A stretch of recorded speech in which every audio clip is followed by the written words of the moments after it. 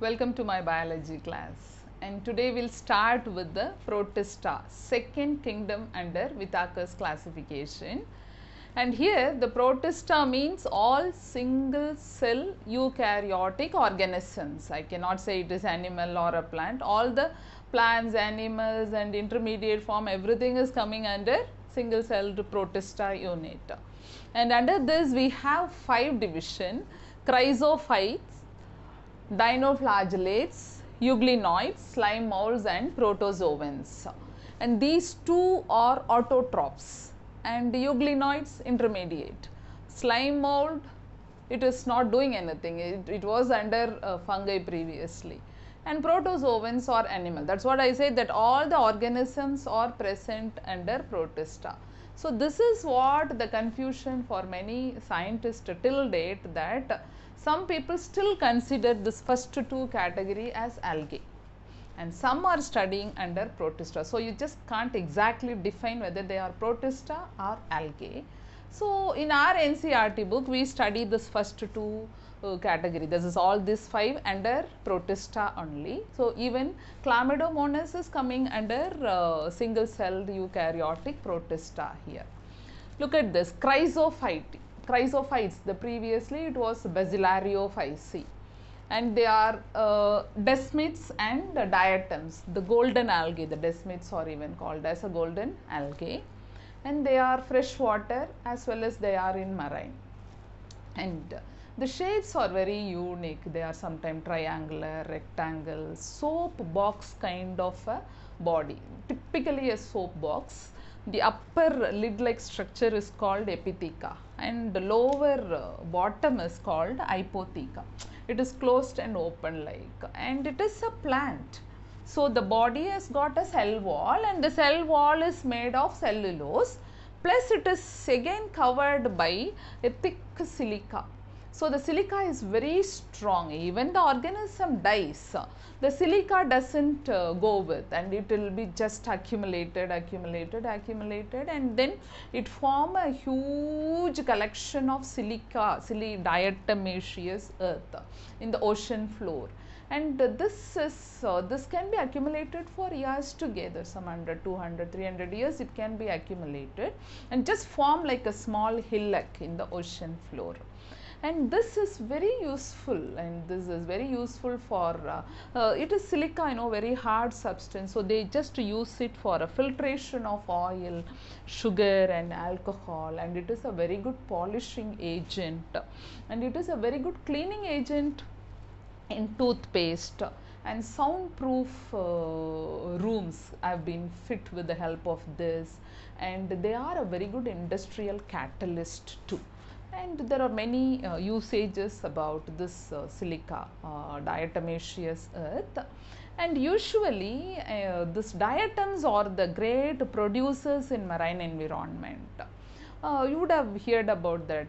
Usually the blue whales, the whale group, they don't eat the solid things, they consume only phytoplanktons. And these groups are a very good food for whale groups, because see, for example, it is some 60 or 70 tons of whale if you capture, and then if you see, they consume some 2 tons of this phytoplanktons, diatoms. So they are abundantly present in the ocean environment. They are producers, they are a very good food for the big animal like whale. Okay, so this is about, and here one more point about this raphe, and this is the soap box like I said. See, like it will be like this, upper epitheca and hypotheca. When they are fit like this, there will be a small groove, shallow groove forms in the middle, and that is called raphe. And this is exam question 2. So this is about chrysophyceae. So when you come down to dinoflagellates, so the name itself, you see, dinoflagellates, swirling type it is.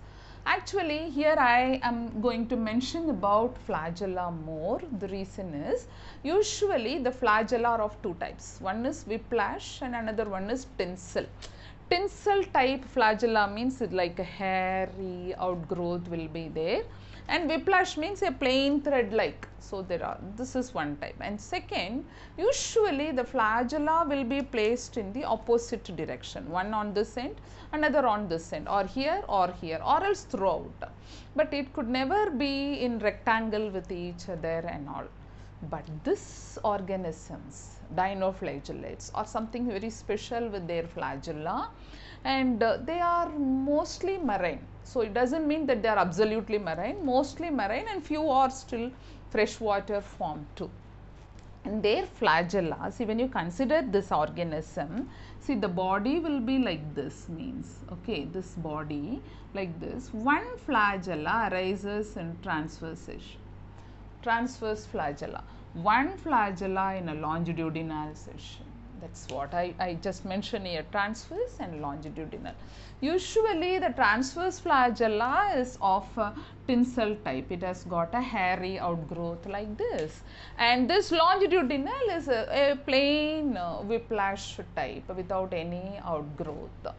But another thing, see, usually the flagella meant for locomotion, and it should be of the same size. If different size means the organism movement will be disturbed. Either they will be propelling in one direction fast, another direction slow. That kind of disturbance will be there for an organism. But here one will be long, one will be short, and that is not exactly fit into only the transverse will be short and this will be long, or this will be short, nothing like it, depends.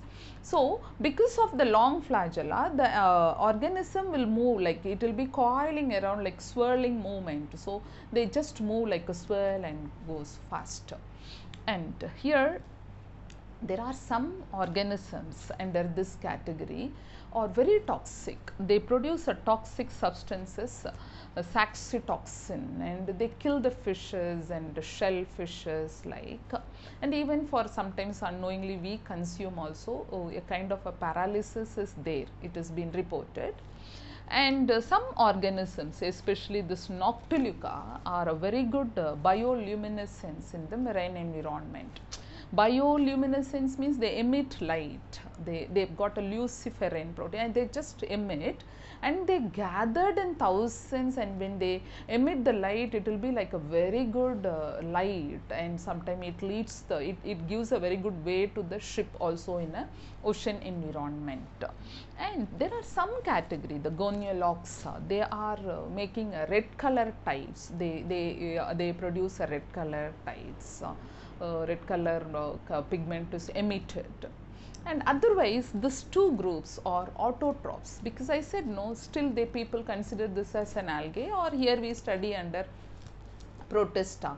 So since they are algae, they have chlorophyll A, B, xanthophylls, beta carotenoids, everything is there, and they are absolutely preparing their own food. And when you come down to euglenoid, the third group under this is neither an animal nor a plant like that. It stands in between these two because it has got a chloroplast. It prepares its own food as long as the sunlight is available. After the sunset, it just behaves like a normal other animalcules, and it turned to be an heterotroph. And this is somewhat elongated body. And since it is a single cellular organism, but this region has got a small groove with a mouth kind of a thing here. This is cytosome. This region, there are 1, 2, 3 regions I have just written here. One is mouth like thing which is called cytosome, and that leads into a elongated pharynx like a gullet, and that is called cytopharynx. And the corner, it is slightly bulged out, and here this is called reservoir. And here they've got a small basal granules. From here there is an origin of 2 flagella. One is completely rudimentary, very small, they don't put itself in action, but another one is elongated, lengthy, and it is of a tinsel type. This is making the animal to move.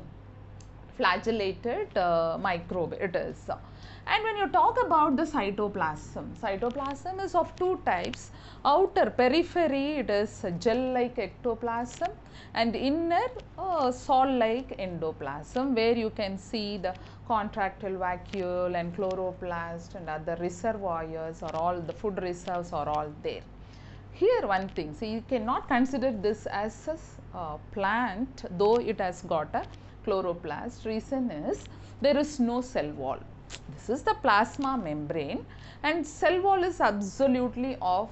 Rather, it is a pellicle, a small sheath kind of a thing covering the plasma membrane. So, it was about to move from plant category to an animal category. That is why it is wobbling between autotrophic mode as well as heterotrophic mode of a life cycle. It has got a nucleus in one part of a body, a big prominent nucleus, and they've got a contractile vacuole. Contractile vacuole is a characteristic feature of animalcules like amoeba and entamoeba. Here it is present because this animal is purely an aquatic species, wherein they have to maintain their water balance. Okay, so for maintaining the water balance, osmoregulators, this contractile vacuoles are very, very helpful. Okay, so this is about this euglenoid. So now we have finished this first three. The next two, slime mold and protozoa, we see in the next video. If you have any doubt or any comment, you please put it in your comment section, and please subscribe and recommend to your friends too. Thank you.